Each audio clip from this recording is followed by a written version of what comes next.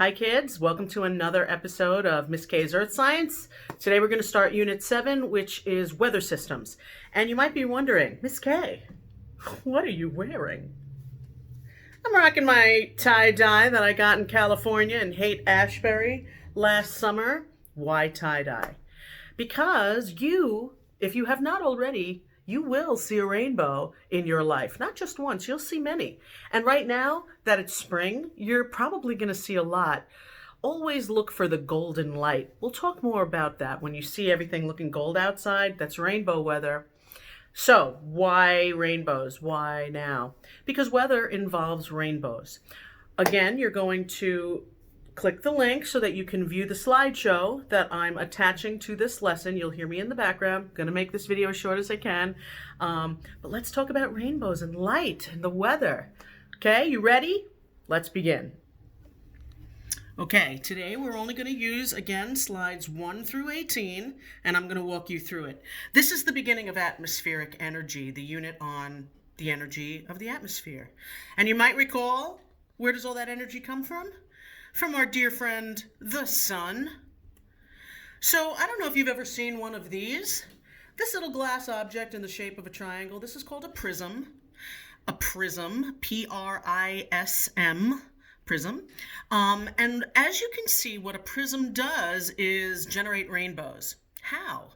Well, it bends white light. When we think of sunlight, or when we think of light coming from a light bulb or something like that, but really think of sunlight. Sunlight is considered white light. But when you put sunlight through a crystal or a prism, it separates that white light into its component colors. White light is actually made up of every color in the rainbow. And a prism refracts that light. I hope you recall what refraction is. Refraction is the bending of that light. And so when you bend white light, it separates all of the colors that are in that white light into the rainbow of colors. You know, Roy G. Biv, red, orange, yellow, green, blue, indigo, violet. And it develops rainbows. Now, if any of you are Pink Floyd fans, I'm a whole lot older than you. They were popular in the 70s. They still have amazing songs. You've definitely heard some of their songs. You've certainly seen this image somewhere, I'm confident. This is the cover of an album by a band called Pink Floyd, and it's called Dark Side of the Moon, and it's simply white light entering a prism, separating it into its component colors.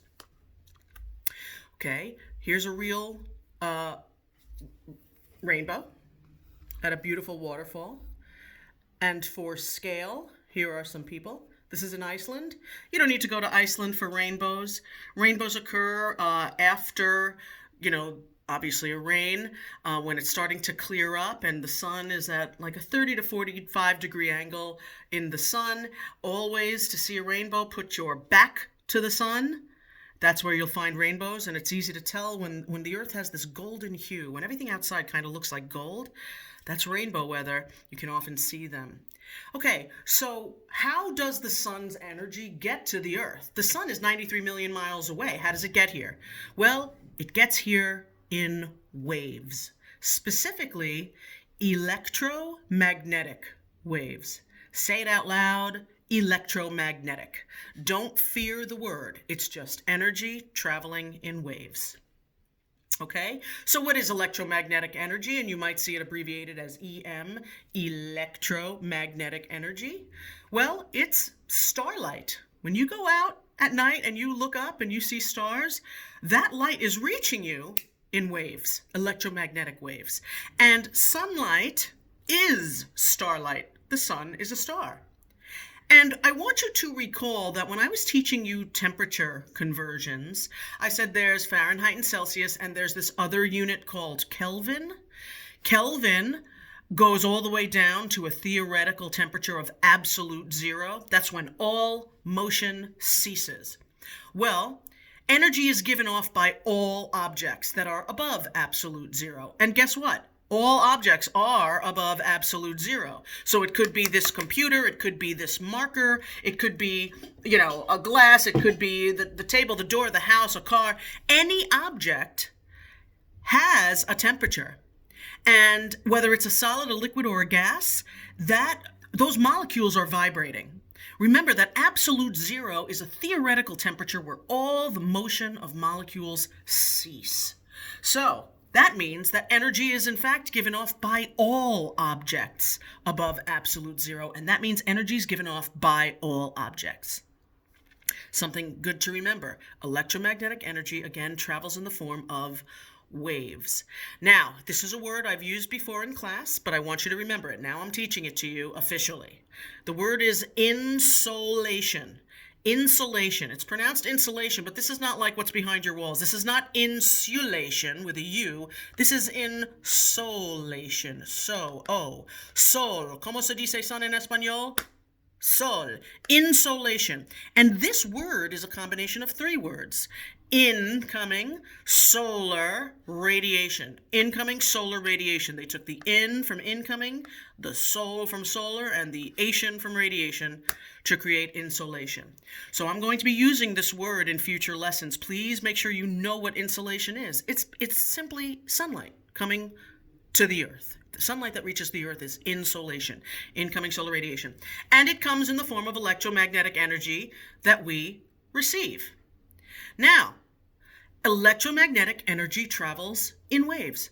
And the only difference between the different types of electromagnetic energy, and there are many types, is the wavelength.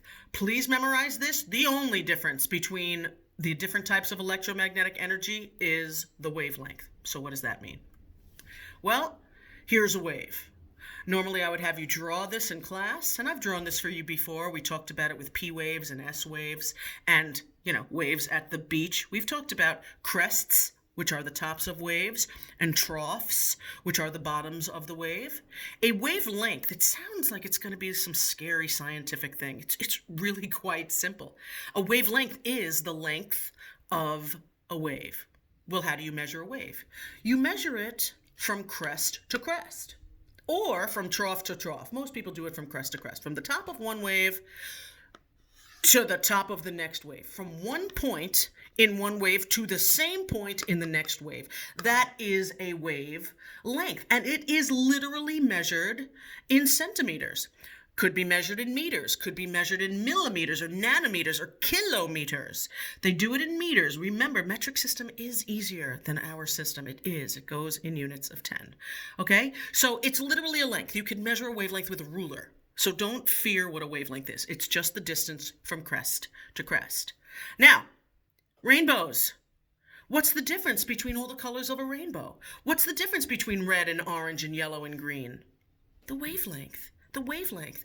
Our eyes perceive color because of the differences in wavelength. And it's a little bit more complicated than that. I'll explain a little bit further.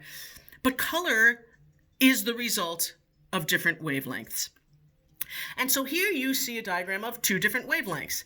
These are long waves because the distance from crest to crest is far apart.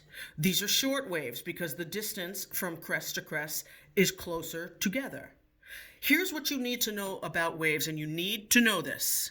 If you have a long wavelength, it has a low frequency and low energy. Low energy.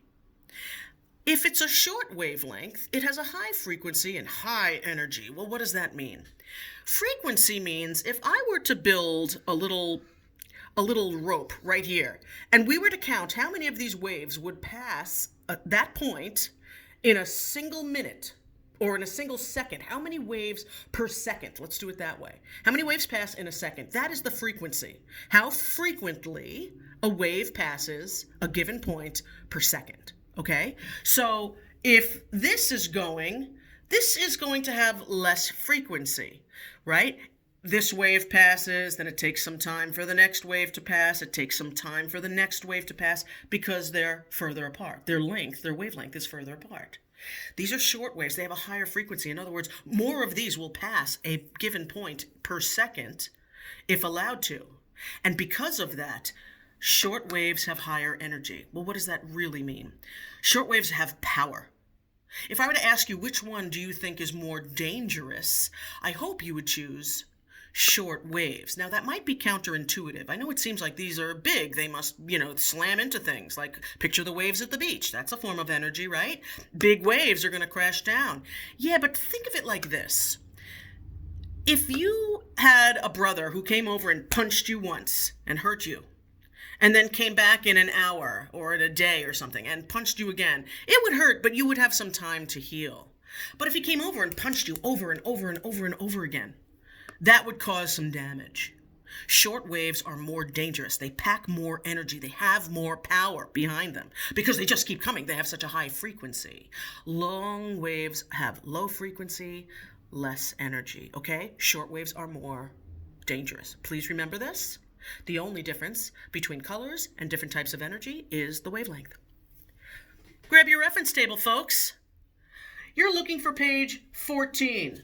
14, and it is not an accident that page 14 has all of these other things we've recently talked about. We have talked about energy in the atmosphere. We've talked about wind. Well, wind is caused by uneven heating. And uneven heating is caused by insolation, incoming solar radiation. It hits that equator dead on, very directly at a perpendicular angle, but it comes in and just kind of skips off the poles at a very low angle. Insolation. That's what causes the uneven heating, therefore changes in temperature, therefore changes in pressure, therefore wind. Wind blows from high to low. Well, if you continue in that line of thought from the atmosphere to what it does to Earth, it brings you here to the electromagnetic spectrum on page 14. This is what it looks like if we're just looking at that. And it's a very simple chart in your reference table, and I just want you to see this. All these different types of energies come from the sun. Well, whenever you start on a new chart in the reference table, you start at the top and sides. There really aren't sides here, so let's start at the top. This is the chart called Electromagnetic Spectrum. Spectrum, that means all the different types of energy coming from starlight or sunlight. Okay? And it ranges. Gamma rays, you've heard of those probably in the cartoons. X-rays. X-rays come from the sun? Yep. Ultraviolet, this is what gives us sunburns. Right in between ultraviolet and infrared, this is visible light. This is white light. But when you separate that little bit of white light into its colors, if you pass it through a prism or water droplets in the atmosphere, you end up seeing rainbows. So if you separate this little bit of light that is actually visible, this little bit of energy that is actually visible as light, you will see all the different colors of the rainbow. And normally we talk about the rainbow as going red, orange, yellow, green, blue, violet. This one has violet first, blue, green, yellow, orange, red. Why? I'm going to show you in 1 second. Why? Well, it has to do with these wavelengths, okay? Infrared. Infrared. This is another word for heat. And folks, it's infrared. It's not infrared. It's I-N-F-R-A, not E-R. It's, excuse me, it's infrared. That's a fancy name for heat. You might want to write heat in parentheses underneath this. Microwaves. Microwaves come from the sun? Yup. And so do radio waves. And it was by analyzing starlight, sunlight, that we were able to figure out these different wavelengths of energy and create things like X-rays that help us see things. X-rays were actually discovered totally by accident. And microwaves and all the different things that we get from sunlight. It's not just light. It's all these other energies. What is the only difference? Their wavelength. So think of the visible light as being a midpoint. Everything from here to the left is decreasing wavelength. Now that could be a little confusing. If a length, take out the word wave, it makes it easier. Decreasing length, is that getting longer or shorter? I'm hoping you're thinking it's getting shorter. A decreasing length gets shorter. These are the shortest waves. You wouldn't get harmed if you got hit with a couple of radio waves. We do it all the time when you walk outside and you listen to the radio stations. But gamma rays, you'd be cooked instantly. Gamma rays are short waves, high energy, high frequency, very powerful, decreasing wavelength. And right in the middle, this is kind of not too short, not too long. And over here is increasing wavelength. Increasing length. These are longer. Longer are less dangerous. Shorter are more dangerous. And visible light is kind of right in between. It's not anything. It's just kind of visible light. And if you pass it through a prism, you would get these different colors out of it. And they have different colors because of their different wavelength. We're going to talk about why our eyes perceive different colors in the next lesson I post, which will probably be Monday or Tuesday of next week. Okay? But the only difference, this is a very common question, you will see it in your Castle Learning, the only difference between all of these energies is their wavelength. If I were to ask you a question, what's the difference between ultraviolet and infrared? Their wavelength. What's the difference between gamma rays and radio waves? The wavelengths. What's the difference between blue and yellow? The wavelength. Okay? All right? The wavelength. What if I said, which had a longer wavelength, microwaves or X-rays? Which has a longer wavelength, microwaves or X-rays? This is what you look at right here. If it's from here over, increasing wavelength, cover the wave, increasing length, that's longer.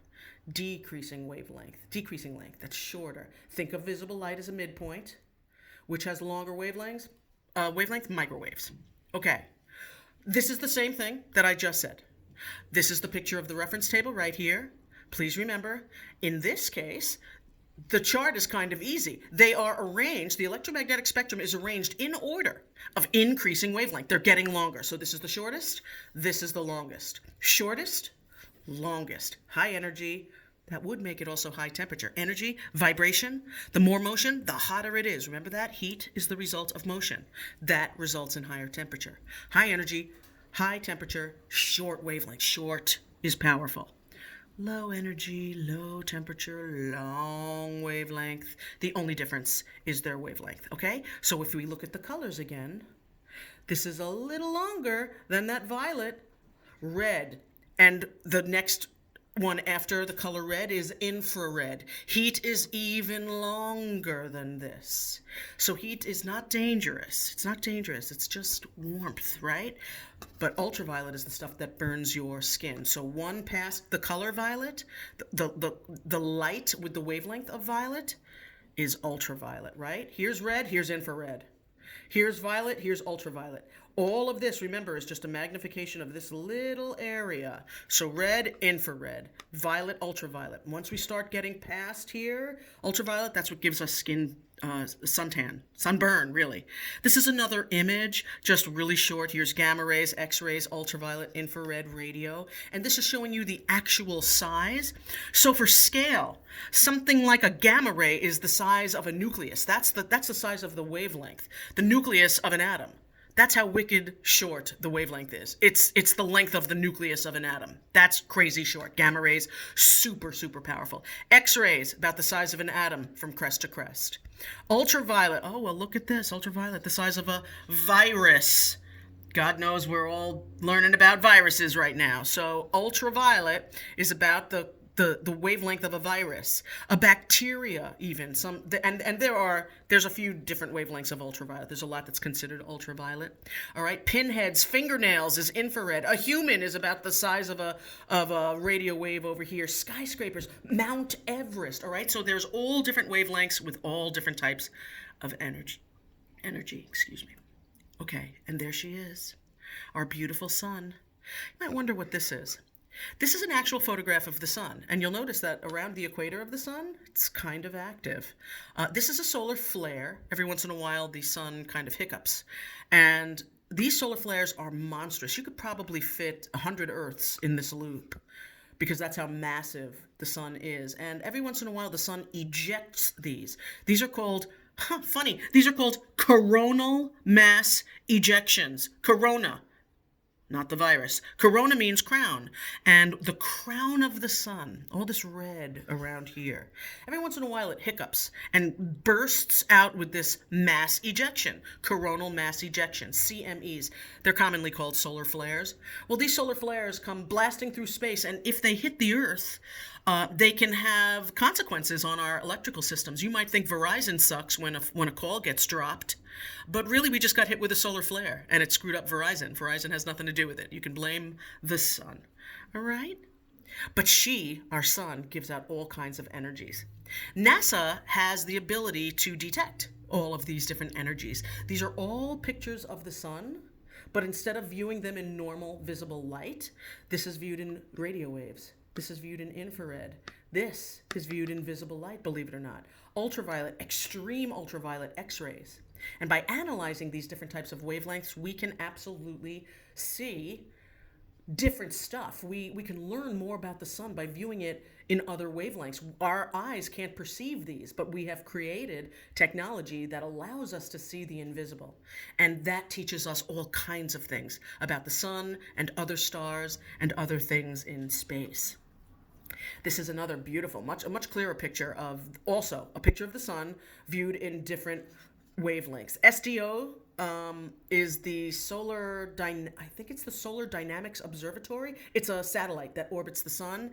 AIA, I'm honestly not sure what that means. I'd have to look it up. But I'm confident that it is, the name of the satellite that's orbiting the sun, and maybe this is one of the space agencies that's putting whatever. Don't take my word on it. But what is also here, I got this from the NASA website.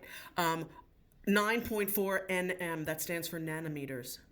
This is a short wavelength. This is 13, 17, 19, 21. So this is getting longer and longer, all these different wavelengths. This is very, very short wavelengths. This is very, very long wavelengths. And look at how dramatically different the sun appears as viewed in those wavelengths. Okay? All right, pop quiz. Which has more energy, A or B? Which has a lower temperature, A or B? Well, number one, more energy is short waves. More energy, higher frequency, shorter wavelength, pow, pow, pow, pow, pow. Short waves have a higher frequency and far more energy. Lower temperature means lower energy, lower motion. That would be A. So this would be B, this would be A. Okay? Guess what, kids? That's it for today. It's the shortest video I've posted yet. I'm going to put up some Castle Learning questions all about this. It's going to be about wavelength, obviously, and all the rest. We'll learn more about rainbows and why our eyes see color next lesson, which will begin next week. Do your Castle Learning. Bye.